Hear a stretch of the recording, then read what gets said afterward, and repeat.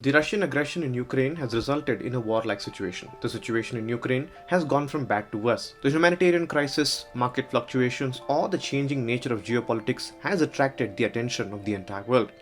Have landed, their flight has come in from Romania. Indian embassy in Kiev has shut down. Ukraine has tens of thousands of students from overseas. Now, many of them are trying to leave, and some of them say they're getting second-class treatment. India has made its stand clear with its controversial decision to abstain from voting in the United Nations Security Council on this issue. A decision which, in indirect terms, favored the aggressors, Russia. Besides, a major issue that has been making news regarding this Russian aggression is the state of Indian students who are stranded in Ukraine. Ukraine is the go-to place for Indian students as far as medical sciences is concerned. The 18,000 Indian students stranded in Ukraine is perhaps the largest group of foreign students there. 24% of the country's total foreign students are Indians. But a natural question which arises here is what is the reason behind so many Indian students choosing Ukraine for their studies? A majority of Indian students in Ukraine study medicine. Ukraine has the fourth largest number of graduate and postgraduate programs in the world.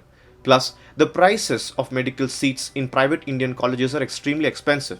So why not Ukraine? If you just go back in some time, you must have heard the statement made by the deceased Naveen's father. He said, though my son got about 97% in PUC, we had to pay too much money for getting a medical seat.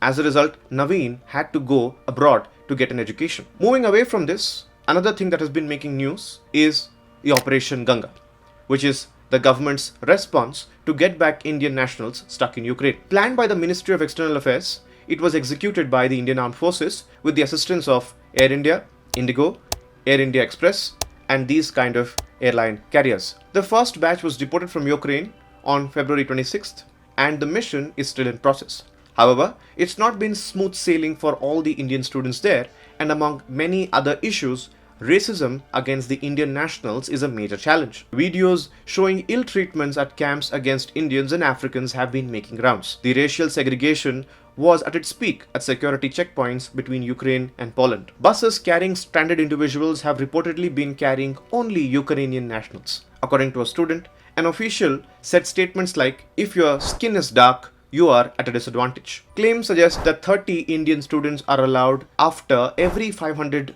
Ukrainian students are allowed. Only Ukrainians are allowed to board buses to travel towards the border, while the rest are suggested to walk. Besides, many students have also complained about the violent act by the guards. Indian students that are stranded in Ukraine are suffering because there is no availability of food, no availability of water, and are also surviving with single pieces of clothing. There is no one to help them out in this scenario.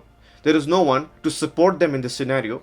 While Indian embassies have been trying their best to reach out to students, it's quite difficult to reach out to all of them in this war-like situation. Operation Ganga by the government of India has been evaluated critically and praised on occasions as well. The Indian government has had a history of successful evacuation programs, airlifting Indian students from Kuwait. Operation Rahat, Operation Maitri, Operation Vande Bharat are just few examples of the successful missions that we have carried out previously. These success stories stand testimony to the might of Indian security forces. The execution has by far been clinical on all the occasions.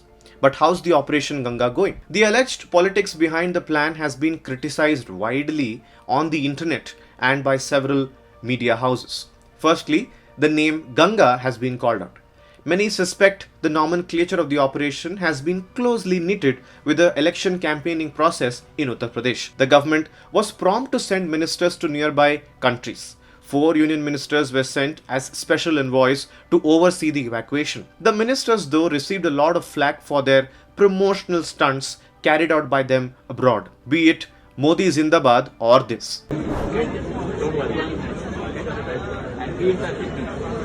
Given your number to be in touch with me. Anything at all, please let me know. Thank you so much. Okay, And I have heard a lot about you and it was really nice. Very nice to meet you. Netizens have also been calling out how Indians who are coming back have been welcomed in a very PR-like manner.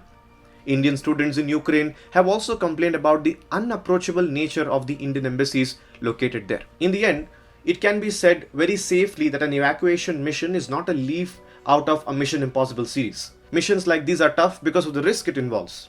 In that case, it is fair to drain down the efforts put in successful mission because of individual polity, or should subjectivity be preferred always? Ladies and gentlemen, no matter what has been happening, our concern should predominantly be the Indian nationals who are stuck in Ukraine.